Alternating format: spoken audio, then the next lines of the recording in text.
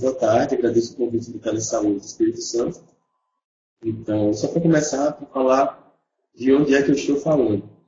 Esse tema começou a aparecer na minha vida no segundo ano da faculdade, lá na Universidade Federal do Cariri, quando a gente se deparou com algumas questões em relação à bioética e ética médica. E a partir disso, um grupo de estudantes, que ainda era pequeno naquela época, com alguns professores orientadores, criou a Liga Acadêmica de Saúde e Espiritualidade do Cariri, que é a LIASE Cariri. Essa liga vocês podem encontrar bem fácil no Google, no site, também a página no Facebook e no Instagram, que já tem mais de 5 anos de história. E foi através dessa liga que eu fui aprofundando nessa temática, e agora na residência, na medicina de família e comunidade, também encontramos muito espaço para abordar a questão da espiritualidade, da saúde, da doença, para nos ajudar a compreender como é que funciona essa palavra tão famosa, mas ainda um pouco compreendida, que é a integralidade, que é fazer saúde integral, saúde holística, e ter uma visão completa da pessoa. Então, ao longo da apresentação, a gente vai tentar apresentar alguns conceitos que são essenciais que a gente tenha clareza, tanto para a nossa abordagem, quanto para poder orientar alguém que porventura venha a nos questionar, e abordar um pouco algumas evidências que mostram por que nós devemos abordar a espiritualidade, considerar a importância da espiritualidade no processo de saúde, doença e adoecimento das pessoas. E vamos fazer mais algumas reflexões sobre como essa abordagem da espiritualidade nos torna profissionais também de formação mais integral. Tá bem? Então, para começar, a gente vai se deparar hoje com um paradigma, que é um paradigma não antigo, não muito antigo, tem mais ou menos 150, 200 anos, que vem lá da época da Revolução Industrial. Então, a Revolução Industrial, com a grande incorporação de tecnologia dita dura, que são as tecnologias baseadas em equipamentos, baseadas em instrumentais, tornou boa parte da assistência à saúde, nesses últimos 200 anos, muito tecnicista, quer dizer, centrada nessa técnica dura. O modelo de saúde, a partir desse momento também, foi incorporado pelos gestores e pelos grandes serviços hospitalares, com essa importância demasiada do hospital dentro da rede de serviços. Então, o lugar em que as grandes tecnologias, os grandes especialistas e os melhores profissionais estariam concentrados seria o hospital. Teria capacidade melhor, entre aspas, de identificar ou diagnosticar, acompanhar e resolver os problemas de saúde das pessoas. Esse modelo, por ser tecnicista e hospital centrado, tornou-se também reducionista, porque à medida que os esforços foram concentrados, e por esforços a gente pode entender atenção dos sistemas de planejamento de saúde, investimento dos governos e direcionamento da formação dos profissionais, a partir do momento em que todos esses esforços foram centrados no hospital, o hospital começou a absorver as necessidades de saúde, entre aspas, da grande maioria das pessoas. Mas não é no hospital que a maior parte das necessidades podem ser resolvidas. E à medida que essas demandas foram ficando não resolvidas, foi se vendo a falibilidade desse modelo. Esse modelo é falível, esse modelo é incompleto, e ele não tem condições de responder a maior parte das necessidades de saúde das pessoas, como essas pessoas desejam. Por isso que esse modelo é dito reducionista. É como se a gente reduzisse a pessoa simplesmente a um exame que ela vai fazer ou um procedimento a que ela será submetida. Diante de tudo isso, também fica um pouco mais fácil de a gente entender por que esse modelo foi chamado de biomédico ou médico centrado. Porque uma vez que a tecnologia dura, a tecnologia da máquina, do aparelho, do procedimento, estava no topo das evidências ou dos exames mais solicitados, esse profissional que lida diretamente com o que é físico, com o que é biológico, que estuda de fato somente a fisiologia e as suas alterações, que é a patologia, se tornou o profissional mais importante. Então, esse modelo hospitalocêntrico tem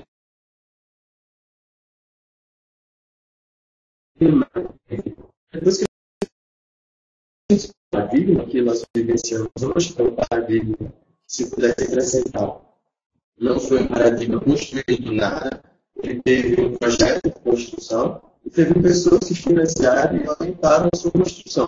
Uma das principais pessoas que orientou a construção desse paradigma foi um pesquisador estadunidense chamado Flexner, que foi financiado por instituições não governamentais, fundações, que a gente poderia chamar, nos Estados Unidos, para que ele revisasse os currículos dos cursos de medicina dos Estados Unidos e do Canadá e fizesse propostas. E dentre essas propostas, Flexner orientou que os cursos fossem divididos, por exemplo, entre uma área inicial, que seria uma área básica, entre aspas, para se estudar fisiologia, histologia, anatomia, uma área intermediária, que seria a área clínica, onde se estudariam as especialidades daquela carreira, e uma área técnica, que no caso do curso de medicina é o internato, onde o estudante tem menos visão teórica e mais visão prática. Esse ainda é um modelo vigente na forma dos quais os cursos de saúde, em sua maioria, são organizados. Um início muito mais teórico, uma porção intermediária que se aprofunda nas especialidades, e um estágio final, que às vezes é de 1 ano, mas pode ser até de 2 anos ou 2 anos e meio, tanto para os cursos de medicina, de enfermagem, de todas as carreiras de saúde. Acho que vocês conseguem se identificar com isso a partir dessas formações. Então, progredindo, depois que a gente conhece o paradigma, fica mais fácil a gente entender esse transtorno dissociativo que nós vivenciamos todos os dias. E que chega um ponto que estamos tão médico-centrados e tão baseados na técnica que nós aprendemos nas nossas faculdades, dentro do hospital, que a gente chega a cometer o absurdo de perguntar quem é a doença e o que é o doente. A gente inverte completamente os valores porque a coisa que se torna mais importante para nós, por vezes, por passar despercebida, é o órgão que está alterado, é o sistema cuja função está desviada, mas não a pessoa que porta esses órgãos ou sistemas, que está vivenciando uma série de problemas que são de ordem física, sim, mas que muitas vezes incluem outras ordens sociais, psicológicas e também espirituais. Então, uma vez que a gente se depara com esse paradoxo, a gente começa a questionar que profissionais nós nos formamos, que profissionais nós estamos querendo formar enquanto atuamos como preceptores dentro da rede de educação do SUS e que profissionais queremos nos tornar durante esse processo de construção, que para o profissional de saúde é durante toda a sua carreira em atividade e até mais do que isso. Então, uma alternativa proposta pelo filósofo Martin Buber, que é um filósofo europeu, no livro Eu e Tu, seria essa teoria da complexidade, que ele vai falar para a gente que todas as pessoas vivenciam relações que são singulares, então cada um vivencia uma relação muito peculiar e muito especial consigo mesmo. Mas todas essas relações singulares, elas estão permeadas pelas conexões entre as pessoas. Então não é possível falar de uma pessoa reconhecendo a sua singularidade, sem considerar as outras pessoas que estão envolvidas na sua teia de relações, como ele chama. Então, as singularidades precisam ser identificadas, reconhecidas e valorizadas. Mas a coletividade também precisa ser chamada a esse campo para que as relações sejam vistas da maneira mais próxima do real possível. Óbvio que elas jamais serão vistas na sua forma honesta ou 100% verdadeira, porque essa é a forma que essa pessoa que está nos consultando traz. O nosso olhar, mesmo que seja integral, mesmo que seja empático, ele vai ter um viés do profissional de saúde que somos. Então, precisamos nos aproximar ao máximo do olhar dessa pessoa que está à nossa frente. E essas teias de relações, elas estão inseridas dentro o complexo que é a sociedade em que cada uma dessas pessoas está inserido. Então, esse individual, dentro dessa coletividade, está inserido dentro de uma coletividade maior ainda. Se a gente fosse fazer uma analogia, a gente poderia colocar a pessoa dentro do seu contexto micro, que é a sua família, um contexto intermediário, que é a comunidade em que ela está inserida, e um contexto muito maior, um contexto macro, que é a cidade, o estado, o país, o continente, enfim. O maior contexto em que aquela comunidade se desenvolve. Todas essas relações, pela teoria da complexidade de Buber, são mediadas por afetos. Os afetos seriam, na definição dele, os sentimentos ou as sensações que nós entregamos dentro dos nossos relacionamentos. E aí os relacionamentos de trabalho, os relacionamentos conjugais, os relacionamentos intrafamiliares, os relacionamentos afetivos e educativos em geral. Então, todas essas relações das singularidades dentro das coletividades estão permeadas por afetos. Parte do método de família e comunidade para poder compreender essas pessoas de forma integral, estudar os afetos que mediam essas relações. Então, a proposta de Buber é que a formação de saúde inclua também o estudo dos sentimentos e dos afetos como uma forma melhor de compreender as pessoas como elas verdadeiramente são. A gente pode encontrar esses sinônimos por aí. Então, progredindo um pouquinho, Buber vai colocar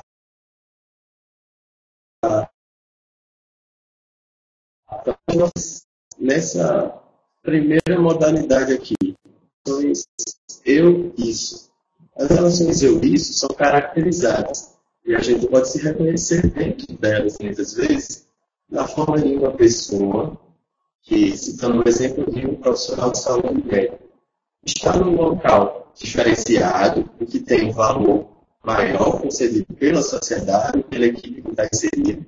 Essa pessoa acredita que, tecnicamente, possui um conhecimento muito mais relevante e, a partir do lugar diferenciado que ela ocupa, ela desenvolve relações distantes com uma outra pessoa que está ali em necessidade de saúde, precisando de ajuda, e que na avaliação dessa primeira pessoa, essa segunda possui um conhecimento popular, entre aspas, ou menos importante, ou não técnico. Dentro dessas relações eu-isso, esse primeiro indivíduo entende-se dentro da relação como o sujeito mais importante, tanto que esse outro indivíduo é considerado objeto. Por isso que as relações se chamam de eu-isso. É muito fácil perceber que dentro dessas relações existem patamares completamente diferentes, em que esse primeiro indivíduo ocupa um lugar central, e esse outro está no lugar de receptáculo, para receber informações, receber condutas ou receber orientações. E aí a proposta de Buber é que nós, a partir do estudo dos afetos e dos sentimentos e da análise dos afetos e dos sentimentos envolvidos nas relações interpessoais, a gente construa relações entre eu e tu, em que a pessoa não necessariamente se encontra numa posição central. Não existem posições de centralidade claras ou definidas. Em um lugar, usando o exemplo anterior, da consulta de um profissional de saúde, que pode ser o médico ou qualquer outro, existe um profissional que carrega o conhecimento dito técnico, que ele estará em contato com outras pessoas que vão carregar conhecimentos que podem ser chamados de populares ou pessoais ou não técnicos, mas que não têm lugares e valores diferentes. Os conhecimentos técnicos são tão importantes para essas relações quanto os conhecimentos individuais daquela pessoa que está com a demanda de saúde ou que está procurando ajuda. A partir disso, o profissional que está consultando consegue se identificar com a outra pessoa, começa a desenvolver empatia e se reconhecer não melhor nem mais importante, mas exatamente tão importante quanto a outra pessoa. E aí, a esse insight, a esse reconhecimento de que o outro é tão importante quanto eu, porque o outro é igual a mim, Buber vai chamar de alteridade. Então, uma tradução mais simplificada da proposta de Buber para lidar com aquele paradoxo que a gente viu seria compartilhar, dentro da formação dos profissionais de saúde, a construção de um conceito de alteridade, para que a gente saia das faculdades, finalize os cursos de graduação sem essa percepção de visão diferenciada de quem carrega mais conhecimento, tanto entre o profissional e o paciente, quanto entre os profissionais. Porque a alteridade, a partir desse reconhecimento de que o outro é tão importante quanto eu, consegue nos colocar nos mesmos lugares entre eu e o paciente, entre eu e os outros membros da equipe, entre eu e os meus gestores, entre eu e a minha família, e entre todas as situações de relacionamento que eu estiver inserido. Então, o conhecimento da alteridade, a promoção de uma cultura de alteridade é extremamente importante, tanto para a relação profissional-paciente, quanto para a relação dentro das equipes interdisciplinares, quanto para as relações dentro dos profissionais e os gestores. Essa é uma síntese da proposta que Buber traz para a gente. Então, dentro da linha de cuidado que a gente pensa para uma pessoa que procura a atenção primária, secundária e terciária, é fácil perceber de que forma a incorporação dessa espiritualidade, dessa visão integral, pode nos auxiliar. Porque na atenção primária vai ser muito mais fácil, a partir do conhecimento que o profissional que está na saúde da família tem, de conhecer a família, conhecer a comunidade, conhecer a história de vida daquela pessoa, reconhecer qual é a importância da espiritualidade na vida dela, se é que essa pessoa traz alguma questão espiritual importante, se ela se liga a alguma fé, se ela tem alguma crença específica ou delimitada. O mesmo vale para o profissional que estiver na atenção secundária ou na atenção terciária. Um diferencial que, nessa atenção primária, o profissional vai ter mais possibilidade de construir um modo de vida mais saudável, que valorize a promoção da saúde e a qualidade de vida. Na atenção secundária, esse profissional provavelmente vai ter que lidar com uma pessoa que já carrega perdas, já carrega déficits, associados à doença que já está manifestada. Então, alguma alteração do contexto de vida ocasionada por conta do diagnóstico do diabetes, do diagnóstico da hipertensão arterial, que vai precisar ser manejada a partir desse olhar integral do profissional. E na atenção terciária, talvez isso se torne um pouco mais desafiador, por necessidade de readaptar a vida daquela pessoa à perda da função, fazer a reabilitação ou a reconstrução das possibilidades de trabalho, de vivência dentro da família e de educação daquela pessoa, porque a doença já tomou algo que era importante para a vida dela, seja alguma forma de desempenhar o trabalho que ela tinha, seja alguma atividade de prazer ou de lazer que ela desempenhava. Vai ser necessário reconstruir possibilidades. Interessante chamar a atenção para que a atenção quaternária também se beneficia da experiência com a espiritualidade, porque se todos conhecemos o conceito de prevenção quaternária, parte-se do pressuposto que esse profissional que vai lidar com a prevenção quaternária precisa reconhecer que os níveis anteriores de prevenção, ou muito mais do que isso, o contato com o profissional de saúde anteriormente pode gerar dúvidas, anseios, medos e preocupações. E mais do que isso, o excesso de intervenções, procedimentos, exames, cirurgias, outras questões que a gente quiser colocar, pode gerar muito mais desconforto para as pessoas, podem ser mais intervenções mal indicadas ou desnecessárias, que vão trazer muito mais desconforto do que qualidade de vida positiva. Então, a incorporação da espiritualidade também dentro da prevenção quaternária fala sobre isso, sobre como podemos entender a pessoa nessa perspectiva e protegê-la desses excessos em contato com o sistema de saúde. Tudo isso que estávamos falando aqui sobre atenção primária, secundária, terciária e quaternária é muito válido e muito importante. Nós estamos falando do ponto de vista do profissional, que é do lugar onde nós fomos formados e é o lugar onde nós atuamos. Mas a família também se beneficia dentro dessa perspectiva da abordagem da espiritualidade. Porque para aquela pessoa que está vivenciando uma doença, seja ela qual for, essa manifestação de doença, muito provavelmente, promove algum desequilíbrio ou algum desconforto dentro do seu seio familiar. E essa pessoa do lugar que ela ocupava precisa fazer com que outras pessoas ocupem aquela responsabilidade e por aí vai. Então, a compreensão da espiritualidade também faz com que a gente amplie o olhar e se lembre que os outros membros da família também são afetados por aquele processo de saúde e doença. E aqueles membros da família também vão precisar de apoio nesse sentido. Ainda mais, a equipe multidisciplinar ou interdisciplinar, como quer que a gente possa chamar, também se beneficia dessa abordagem da espiritualidade. Porque enquanto uma pessoa, sob o cuidado dessa equipe, apresenta uma doença, enquanto a família dessa pessoa vivencia essa doença, essa equipe que cuida dessa família, mas cuida de muitas outras famílias. Então se coloca em situação vulnerável para entrar em contato com muitos afetos todos os dias, o dia inteiro. Então essa equipe inter ou multidisciplinar também precisa ter consciência de que estar o tempo todo em contatos com os afetos que são mobilizados pode deixá-la esgotada, pode levá-la a uma fadiga por estar em contato com o sofrimento das outras pessoas diariamente. Então essa equipe, através do autoconhecimento, precisa se reconhecer também portadora de necessidades de cuidados. A equipe precisa se capacitar para cuidar, ao mesmo tempo em que se conhece para se autocuidar.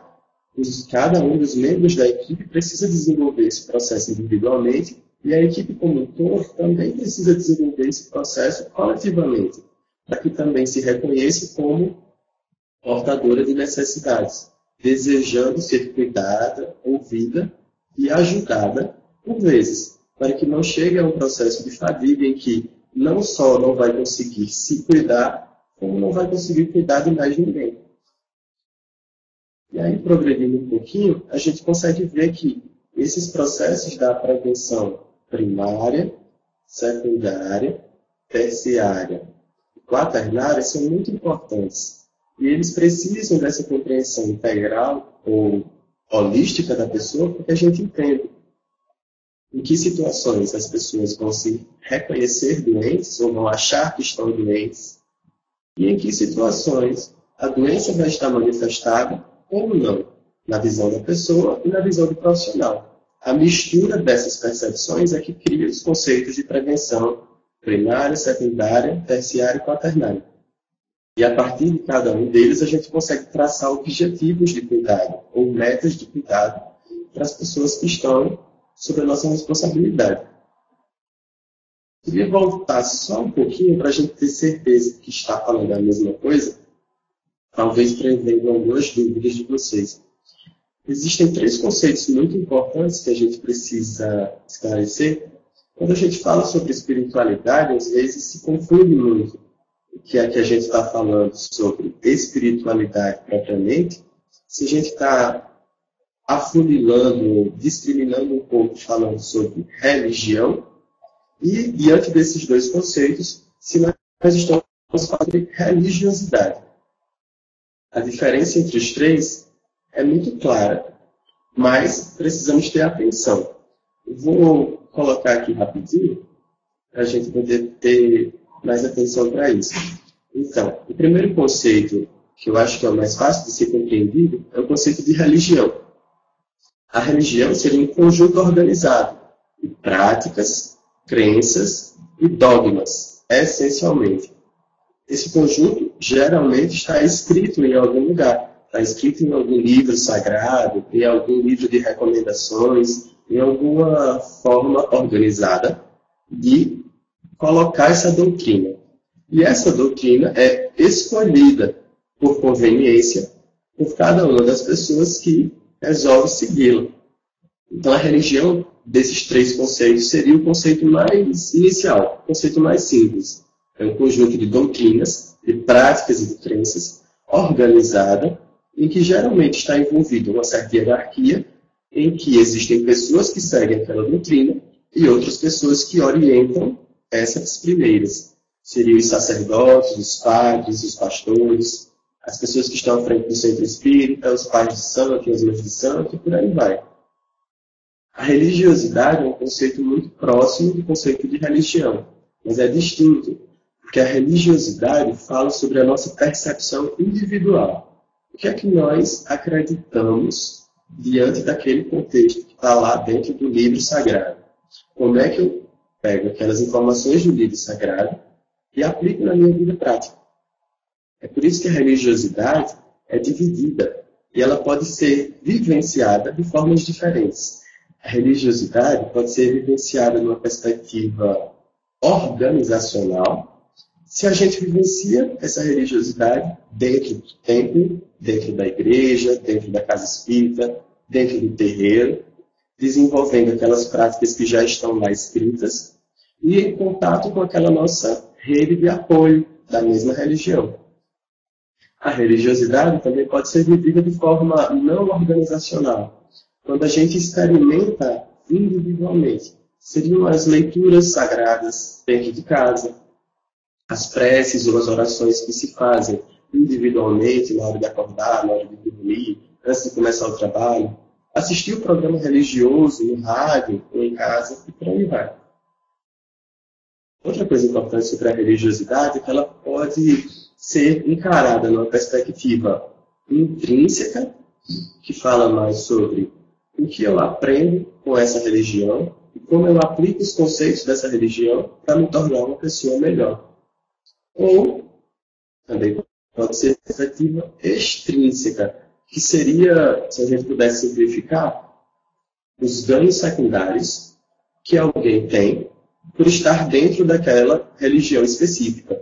Então, é por estar numa posição hierárquica ou numa posição de poder maior dentro daquela religião, aquela pessoa pode ter benefícios políticos, benefícios financeiros ou outros benefícios sociais. Essa é uma perspectiva extrínseca da religiosidade. Acho que deu para entender mais ou menos a diferença entre religião e religiosidade. E agora a gente vai partir para o conceito de espiritualidade. O conceito de espiritualidade, na verdade, não pode ser definido como um conceito único, porque diversos autores colocam conceituações diferentes. Os conceitos de religião e religiosidade eles são mais palpáveis. E os conceitos que eu trouxe para vocês desses dois elementos são do professor Harold Koenig, da Universidade de Duke, nos Estados Unidos. O conceito de espiritualidade que eu vou trazer é da professora Christina Kurowski, que é da Universidade George Washington, também nos Estados Unidos. E esse conceito fala sobre uma percepção de vida ampla, dinâmica e transcendental. Essa percepção de vida ampla e dinâmica diz respeito às múltiplas formas que nós podemos encontrar sentido para viver. Então, a professora Cristina tenta organizar o pensamento dela mais ou menos assim. Um lugar, ou um objetivo, o propósito ou o sentido da nossa vida está em algum lugar em que nós não conseguimos tocar. Não é algo palpável. É um objetivo. A espiritualidade é o caminho que nós percorremos em direção a esse objetivo. Então, a espiritualidade poderia ser entendida como aquilo que nos faz acordar todos os dias pela manhã. Aquele motivo pelo qual vale a pena viver, pelo qual vale a pena enfrentar os desafios cotidianos, aprender com eles e buscar ser alguém melhor. Uma questão específica e importante desse conceito de Christina Kurowski é a transcendentalidade.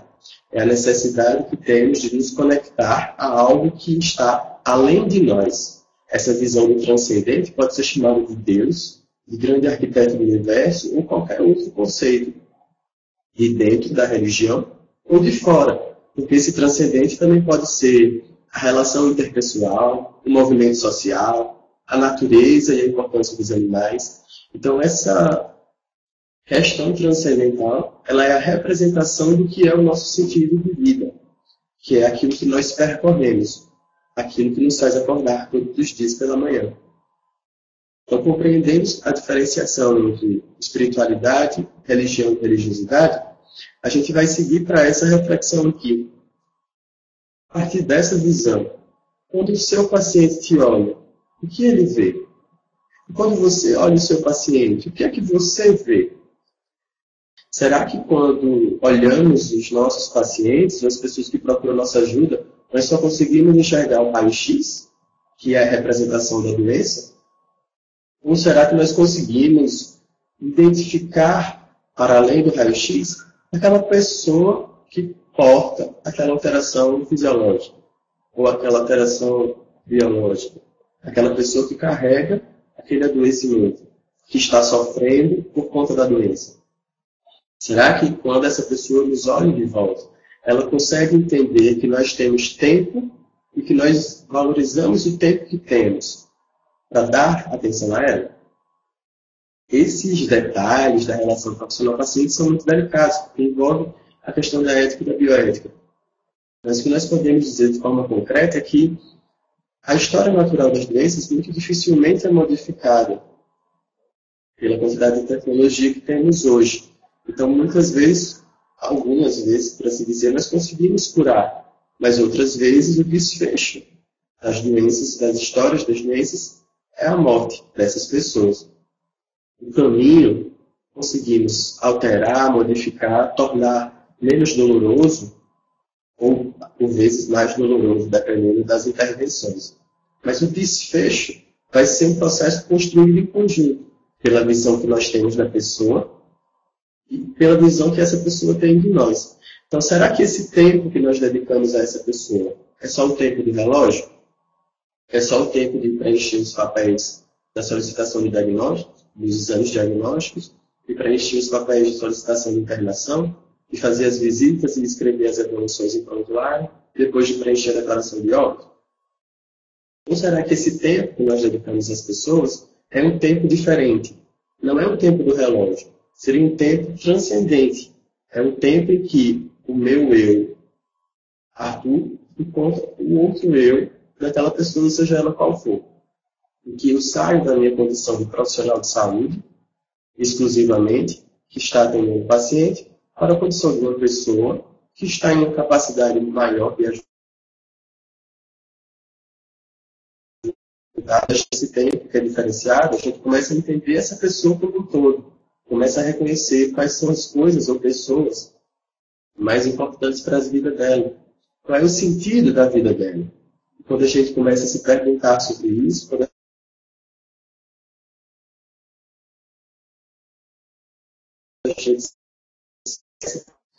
gente está tentando, a partir do reconhecimento do que é o nosso sentido de viver, poder auxiliar uma outra pessoa, se conectar ao sentido de viver dessa mesma pessoa.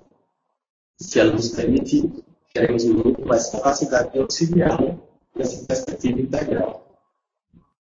Então, a nossa proposta, eu falo sobre o grupo de trabalho de espiritualidade e saúde da Sociedade Brasileira de Medicina, Família e Comunidade, seria a construção de competências. Competências não só para a graduação, como para a pós-graduação. Não só para a medicina, mas para todos os cursos e carreiras da área da saúde, dentro da graduação e da pós-graduação. É preciso que sejam fornecidos, ou sejam construídos conhecimentos dentro desses cursos. Mas os conhecimentos, eles dizem dessa dimensão que é saber, é a teoria. É a informação que nós encontramos nos artigos científicos, nas revisões e nos livros. É preciso que a gente construa, para além de conhecimentos, algumas habilidades. Significa saber fazer, ter prática, ter técnica, ter a mão, como a gente costuma falar, em relação ao procedimento, a intervenção e a abordagem da espiritualidade. É preciso ter prática. Mas não só conhecimentos e habilidades são suficientes. É preciso construir também atitudes. É preciso, além de saber e saber fazer, é preciso querer fazer. É preciso que se reconheça no processo de construção de cada um dos profissionais a necessidade de autoconhecimento. É tão importante quanto a necessidade de conhecimento do livro. É tão importante quanto a necessidade de estar com muita prática naquele determinado procedimento cirúrgico. É tão importante quanto estudar para o processo seletivo e para o concurso. Então, essa análise, esse estudo do autoconhecimento e dos sentimentos, o que é essa dimensão de espiritualidade dentro de cada um de nós, precisa ser colocada no mesmo patamar do conhecimento técnico puro, por assim dizer, o conhecimento que está no livro. Já existem evidências científicas mais do que suficientes para que a gente considere essa abordagem da espiritualidade dentro dos cursos de graduação, dentro dos cursos de pós-graduação, para além disso, na prática profissional de cada um de nós, todos os dias. Então, a espiritualidade é esse aspecto dinâmico e intrínseco da humanidade, através do qual nós buscamos transcendência, que é o sentido e o propósito da vida, e através do qual também nós experimentamos relações conosco, através do autoconhecimento, com a nossa família, e outras pessoas, com a comunidade, com a sociedade, com a natureza. Ou qualquer coisa que nós possamos considerar importante ou sagrado. E essa espiritualidade pode ser expressa através de crenças, valores e práticas que são muito variadas. Esse é o conceito de espiritualidade da doutora Cristina Kuhauski. A espiritualidade está permeada de aspectos muito específicos e peculiares, que é importante que a gente reconheça para poder entender a manifestação da espiritualidade na vida de cada uma das pessoas. Então, a consideração e a vivência da espiritualidade tem repercussões emocionais. Porque os estudos mostram que quem vivencia a sua espiritualidade de forma real, cotidiana, tranquila, sem preconceitos ou sem julgamentos e sem repressões do meio externo, consegue desenvolver mais sentimentos de esperança, amor para com os outros e para com o seu futuro, e tem dentro de si uma paz interior mais plena, está mais confortável com a própria vida. Também os estudos desses autores mostram que quem consegue vivenciar a sua espiritualidade, ou quem tem a sua espiritualidade promovida ou estimulada pela sua equipe de saúde, pode manifestá-la de forma plena através da religião, mas também da natureza, das artes e do estudo científico. E a espiritualidade ainda está envolvida numa perspectiva filosófica porque representa algo que é essencial para a experiência de ser humano, que é a busca do sentido da vida. E essa busca do sentido da vida está representada através das crenças e dos valores, das práticas que desenvolvemos cotidianamente por acreditar, por crer ser importante para nós. A religião, que é o conceito do Dr. Harold Koenig, seria esse sistema de crenças e práticas que é observado por uma comunidade e apoiado por rituais que conhecem, idolatram ou tentam se aproximar do que é sagrado para essa comunidade específica, que fez uma escolha, que pode ser mais ou menos consciente, de seguir essa doutrina. E é importante lembrar que, em se tratando de escolhas mais ou menos conscientes, precisamos lembrar dos ciclos de vida das pessoas. E o processo de construção ou de identificação religiosa está intimamente relacionado aos primeiros ciclos de vida, porque é durante a infância e a adolescência e o início da fase adulta que nós temos contato com as experiências espirituais ou religiosas dos nossos pais e da nossa família. Então, são as primeiras experiências espirituais e religiosas com as quais nós teremos contato. Na maioria das vezes, serão as experiências que nós escolheremos seguir, mas não necessariamente acontece de forma concreta. Também encontramos pessoas que vivenciaram experiências religiosas dentro da família, mas vivenciaram outras experiências religiosas com as quais se identificaram mais. Então, em um exemplo qualquer, poderia ser alguém que foi criado dentro de um seio familiar católico, mas em determinado momento encontrou na religião do candomblé, uma identificação maior com o que significa o seu propósito de viver, com práticas que acha mais adequadas e com uma comunidade que achou ser mais acolhedora.